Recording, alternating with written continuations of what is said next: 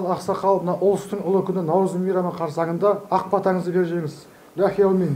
Ал балдарым, бата сұрасаң батамды берейін.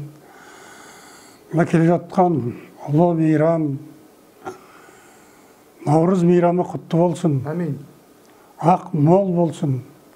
Ырыс несібе молынан болып, халқымыздың бейбіт өмірі арман қарай жалғаса берсін. Әмин.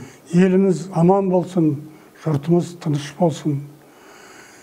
Биылғы егілген егін ырзық несібені молайта берсін. Халқымыздың әл-ауқаты аса берсін.